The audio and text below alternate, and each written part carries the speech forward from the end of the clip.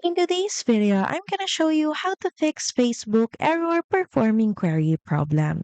This error usually happens because of a poor internet connection, corrupted app cache, or temporary Facebook server issues. So the first thing that you may want to do is switch over between Wi-Fi and mobile data. The next is try turning airplane mode on and off to refresh your connection. Next is head over to settings, then click on app management or app list, then simply search for Facebook, click on it, and from here clear your storage and cache just by clicking on the buttons. And also if a new update on App Store or Play Store is available, make sure that you update Facebook.